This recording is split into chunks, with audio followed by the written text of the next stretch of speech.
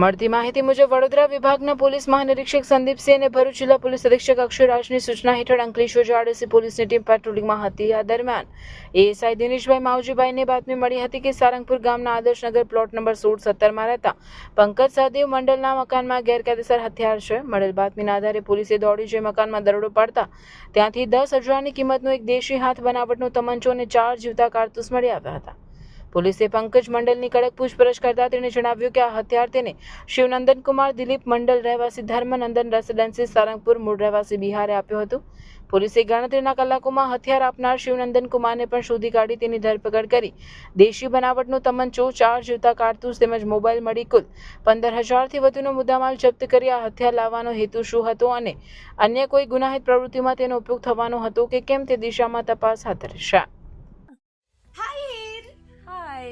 અરે કેમ શું થયું? તારા મોઢા પર કેમ 12 વાગ્યા છે? અરે જવા દે ને, કેટલી મહેનત કરીને મમ્મી માટે ડિનર સેટ લાવી અને મમ્મી કહે કે નકરું પ્લાસ્ટિક લઈને આવી છે, હવે એક્સચેન્જ કરાવીને સ્ટીલનું ડિનર સેટ લાવવા કહે છે। હા તો એમાં શું થયું? સ્ટીલનું લઈ આવો। અરે જવા દે ને, ક્યાંથી સ્ટીલનું લાવું? આજકાલ સ્ટીલના વાસણો ક્યાં સારા મળે છે? કાં તો એ કટાઈ જાય, ફાટી જાય કે છેલ્લે કઈ નહીં તો વળી જાય।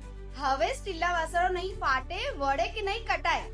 ભરૂચમાં સ્ટીલની કોઈ પણ વસ્તુ ખરીદવી હોય તો ભરૂચનું માત્ર એક જ સ્થળ, વર્ષોથી વિશ્વાસપાત્ર નર્મદા ઇન્ડસ્ટ્રી। વાવ, આ તો બહુ હેવી અને સારી ક્વોલિટીનું સ્ટીલ લાગે છે, પણ આ બધી વસ્તુઓ પર ડિસ્કાઉન્ટ મળશે ખરું?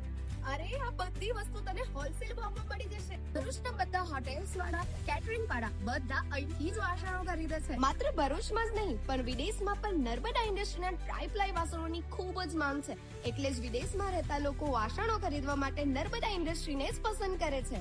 તો અમે તમારી શોપિંગ કરી લીધી છે। તમે ક્યારે આવી રહ્યા છો? Narmada industry phase 1 JITC near Narmada Nagar, Bharuch. For more information call on the given number.